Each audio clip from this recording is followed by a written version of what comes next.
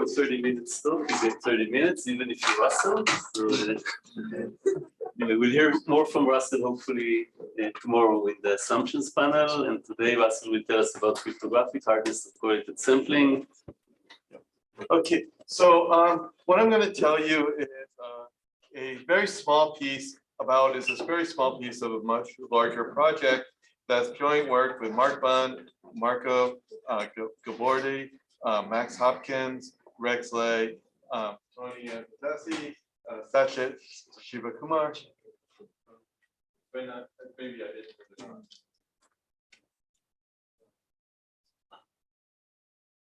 Can you hear me? Yeah. Okay, and yes, Sorrel. And I want to thank Sachi for all. I'm borrowing all of his good slides and inserted my own bad slides. So the good ones are by Sachi. Okay. And the bigger topic is replicability in learning. So what is replicability? Well, you kind of hear in the newspaper about a replicability crisis in science.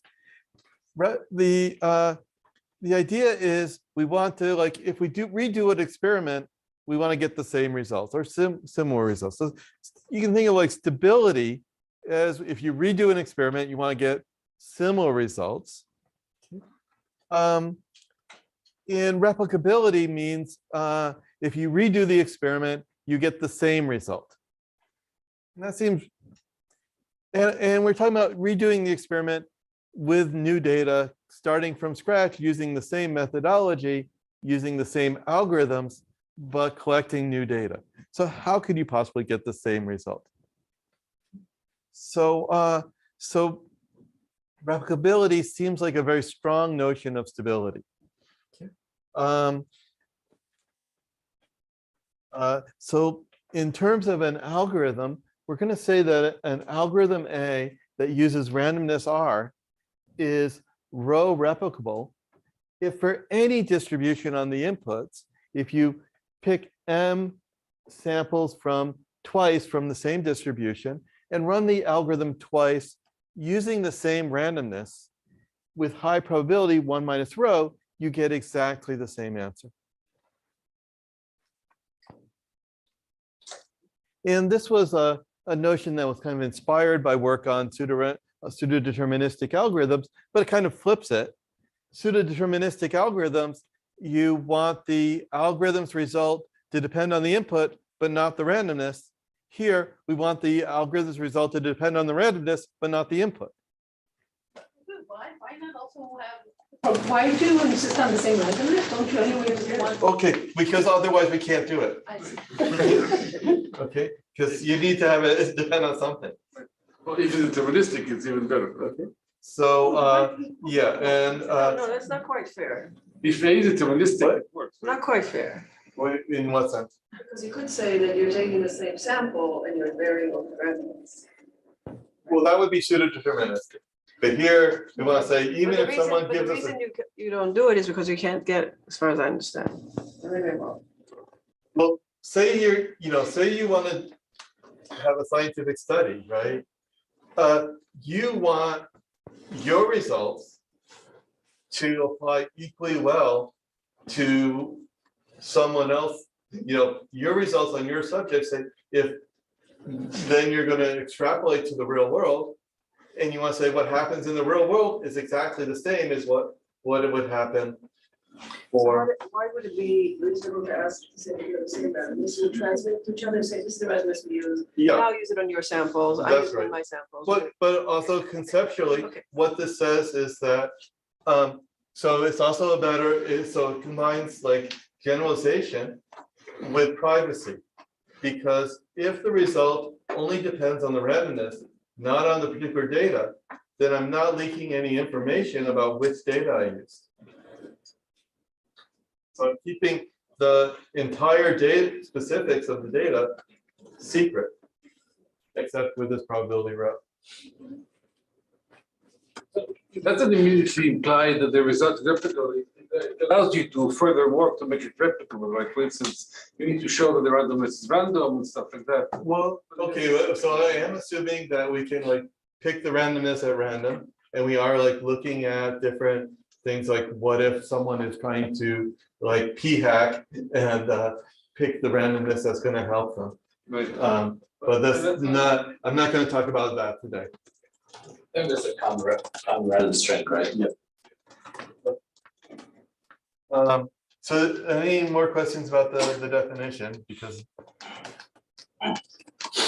so and this was there was independent work by Ghazi Kumar and Manu Rangsi that Question is, why are you requiring, sorry, but why are you requiring it for all distributions? It could be interesting for, some distribution. yeah. Okay, so the strongest notion is with respect to any distribution, but the main thing, so we can relax the notion later, but the main, I think you really want to like say, okay, correctness is what's going to happen if I have a kind of distribution of the type that I'm guessing, but I don't want the results to be invalid.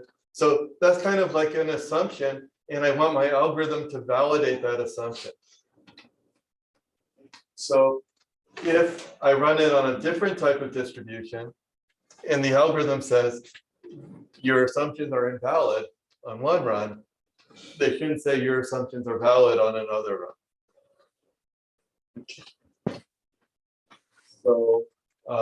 So like you can like make, often we're like talking about correctness is going to be with respect to distributions that are kind of parameterized in the right way, like Gaussians or something.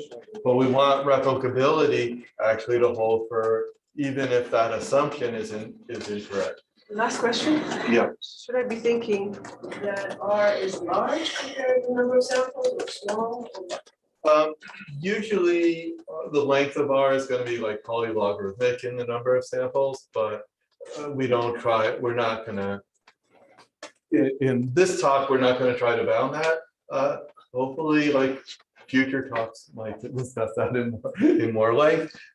As I said, this paper by Grossman and Liu looked at this in the context of small space algorithms, and there they were particularly concerned with limiting the number, dividing up the randomness into the part that you needed for replicability and maybe the rest, and showing the part you need for replicability is very small.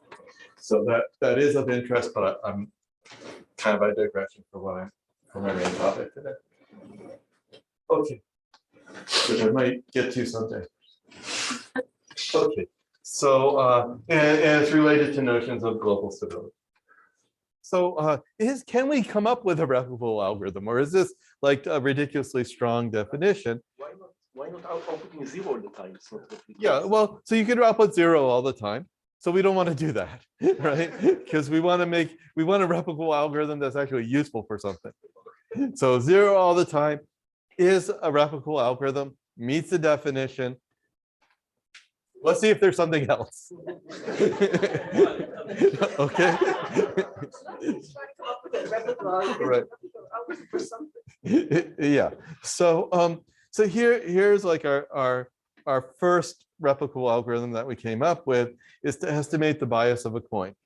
Okay. So the samples are going to be like 0, 1 valued samples. Okay. And we want to give an estimate of the probability that the samples are 1. Okay.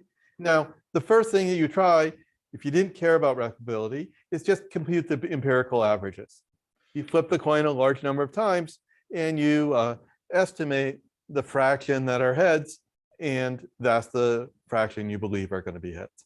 And this is a good algorithm in terms of the probability of success of getting a good estimate is pretty high. It's stable in that if you do it again, you'll get a similar result, but it's not replicable in our terms because you won't get identical results. You'll get like plus or minus a little bit. So, but maybe like if we round, instead of like giving the exact value, we round, that works well for replicability most of the time. But if you're, at the border between buckets, it's neither replicable nor stable because sometimes you'll round up, sometimes you'll round down. You do random shift. If you do random shifting, then you get a replicable algorithm. Great. So that's what we do. Okay. And you pay a little bit in terms of the sample complexity. Okay, great. You're ahead of me, so I'm going to skip ahead fast. Okay. So, and we showed that like using similar ideas, you can get a lot replicable algorithms for a lot of things in our previous paper. Okay. So now,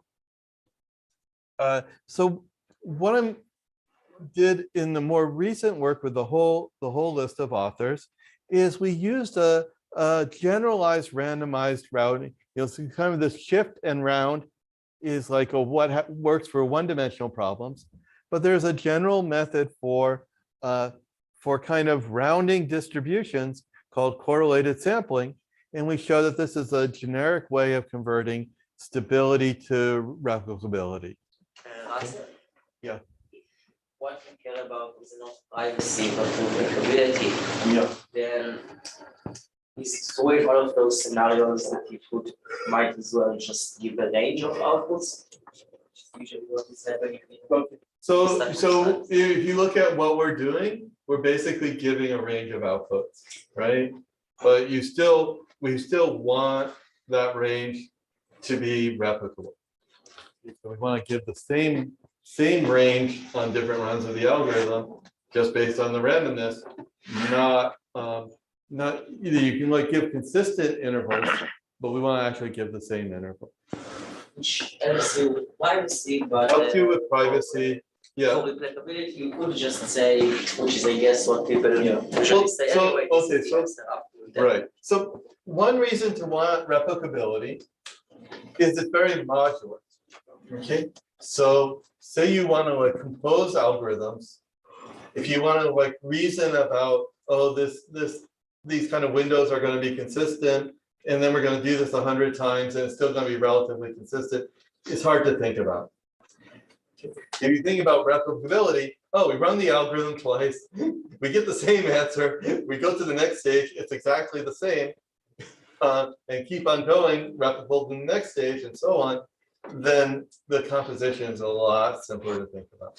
So that's another reason to want exact replicability.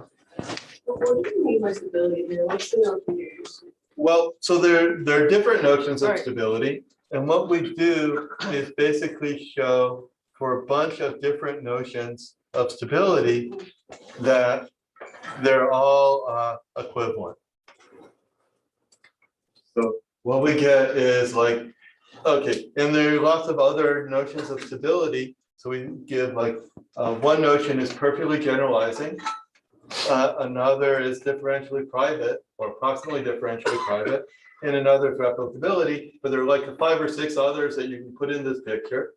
And we can like use these notions to show that as far as sample complexity of algorithms, all of these notions are equivalent. So you're actually proposing this as a new notion of stability. As a new notion of stability, it's kind of a strong notion, but it's equivalent to the rest.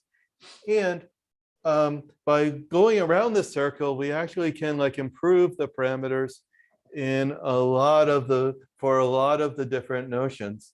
So for example, we get like a way of improving taking an epsilon delta approximate differentially private and reducing the delta without like increasing the epsilon very much and without increasing the sample complexity much. Yeah. Can I ask one more? So forget differential privacy. I want to think about the perfect generalization. So what does that mean? Can you just like? Okay. So okay. So perfect generalization is very similar in many ways to our notion of replicability. It means that if we run the algorithm twice, and here there isn't like a randomness necessary. It could be randomized, but it's not important. Well, or you do like have different randomness, sorry. And you look at the distribution on outputs. The distribution on outputs globally is It's a very close, distributional notion. Okay. is very close to the distribution. If you run it a second time with new data. So that's very similar to what we're doing in a lot of ways, because we want the same result, our results to kind of depend on the data, on the distribution, but not on the particular data. This is also saying that, but we can't, but there's some difficulty in like lining up, converting this perfectly general, even this perfectly generalizing algorithm to having being exactly equal with different randomness. So, and that's the main thing I wanted to talk about now, and I'm like behind schedule, so I'm just going to skip to that part, if that's okay. Because that's the part that that actually is non-computational. We show that it's information theoretically possible to convert, but it's actually not always computationally possible. And and that kind of like going to be tied into the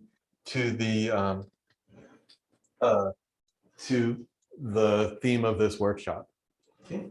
So what we show is like assuming that Rabin public key encryption is secure, then we actually can't do this arrow where we're converting perfectly generalizing algorithms to replicable algorithms. We also show, but on the other hand, if there are no one-way functions, then on average, you can do the conversion. And if there are no non-uniform, or I think what was called it earlier, auxiliary input one-way functions, then the equivalence holds in the worst case. So, so you need some kind of cryptographic assumption, but we're not quite clear on exactly what the minimal cryptographic assumption needed or to separate these notions computationally.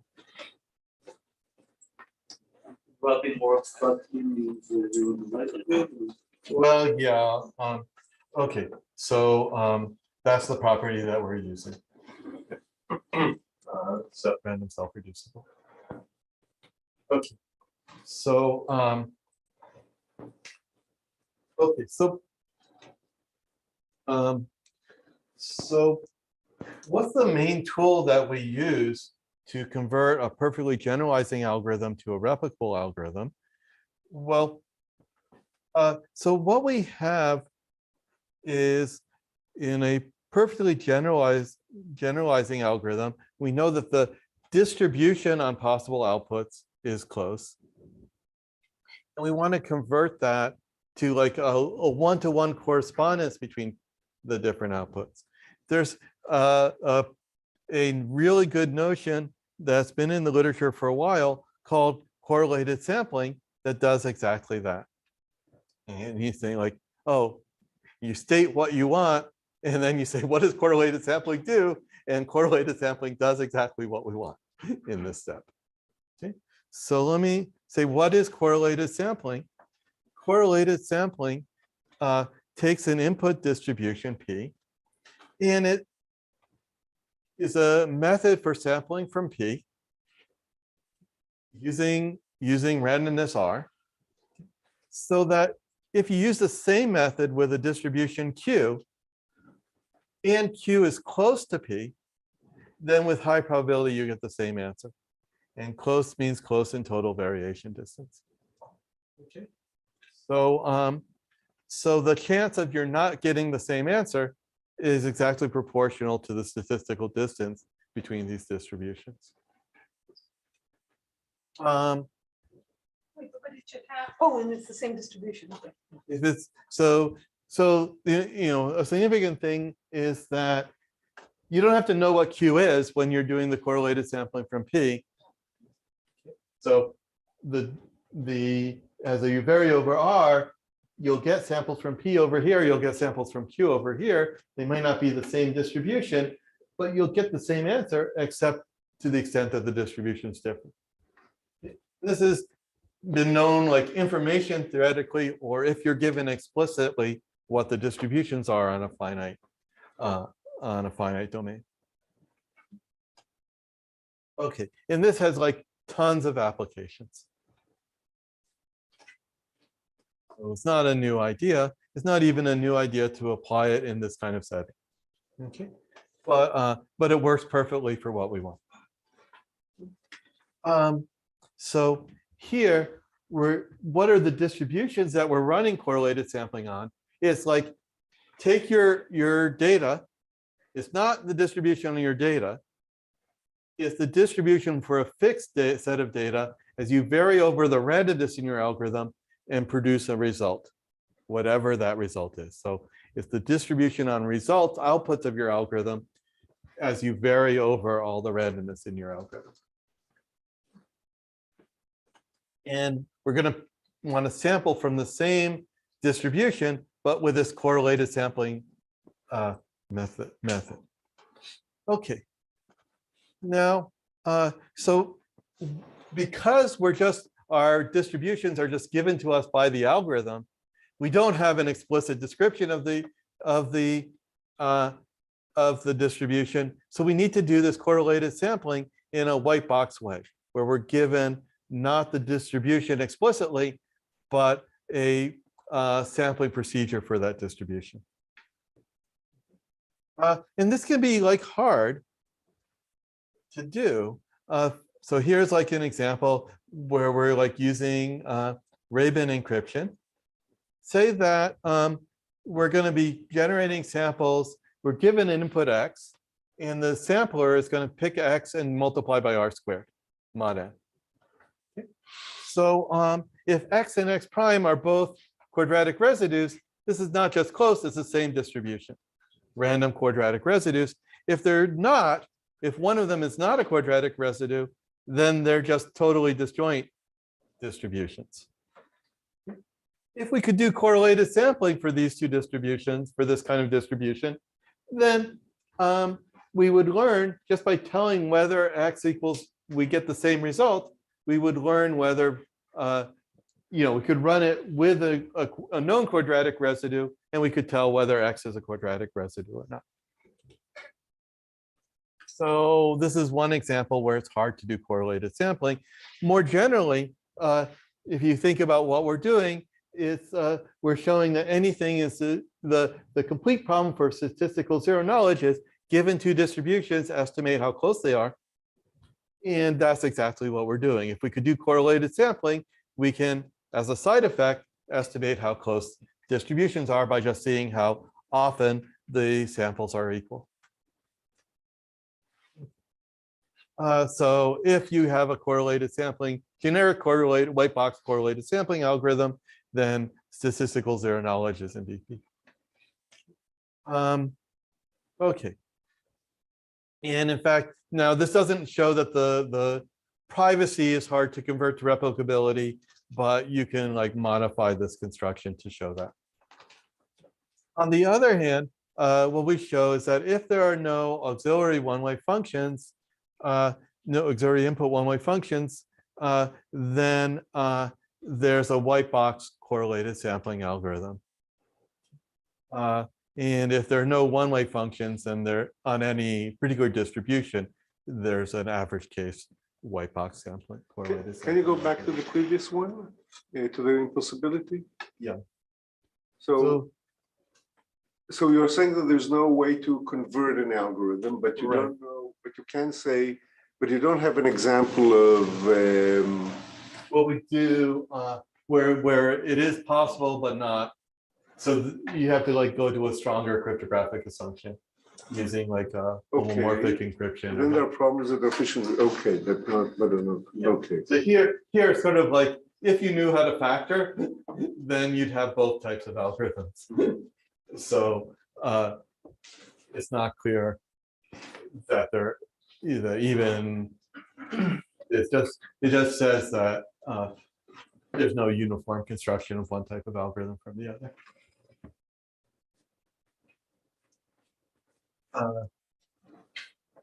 Okay, but on the other hand, if there are no one-way functions, then you get this kind of white box correlated sampling algorithm, which I think I don't have much time to talk about how you do that.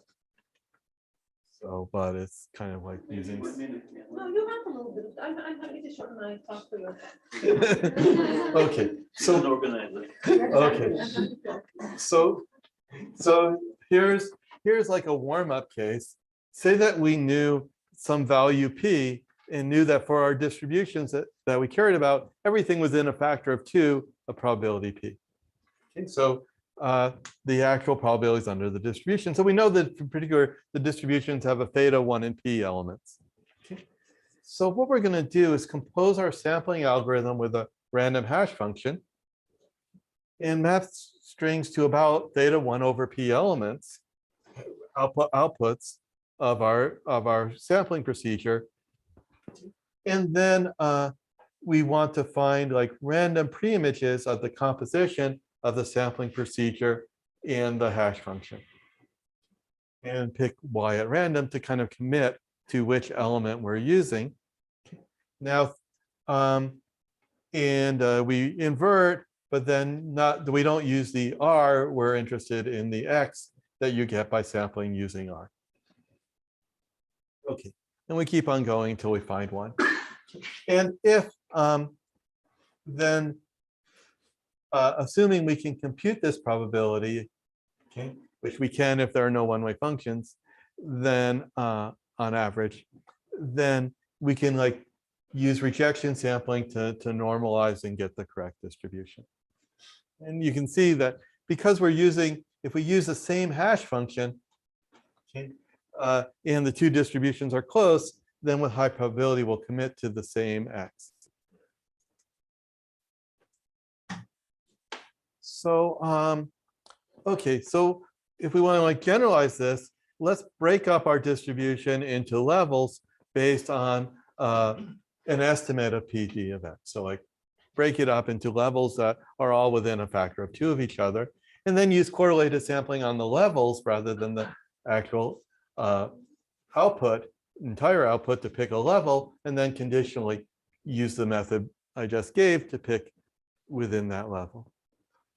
But there are a couple of problems with this. So first is if we break it up into levels, even if distributions are close, they might move an X from one level to another just by like moving it up or down a notch in probability. Okay. And since we only give an estimate for the probabilities, maybe X is on the border of But then we can use what Iftach suggests. that's what I was going to point to Iftach. Yeah. So Iftach, you know what to do next, right? One. We do the same trick and we pick this factor beta and shift all the levels by a random factor beta. Okay. And so that's the main idea.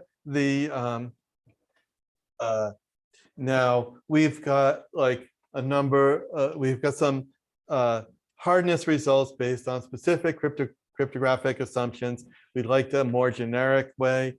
Yeah, you can talk about random self-reducible, but it's not a very nice assumption. There's, when you look at what you have, the conditions it has to satisfy, it almost like uniquely defines Ray-Ban encryption. Okay, so we'd like to also like really understand the assumptions you need for correlated sampling and look at in general what other cryptographic assumptions have to do about hardness and easiness for separating different models of learning.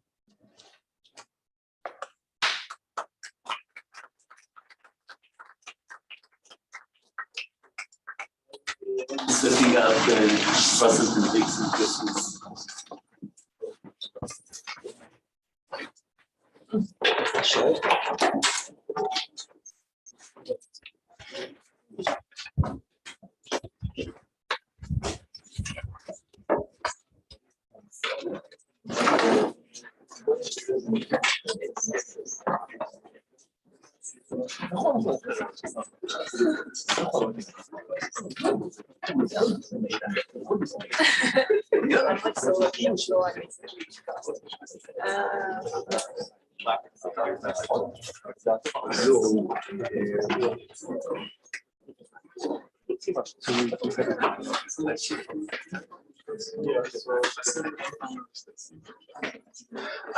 Okay, so had a strict rule against talks by organizers, but it was outvoted. So tell us about snarks beyond those. Thanks, yeah. So, okay. I'll make sure to end on time for lunch. So, okay, so this is joint work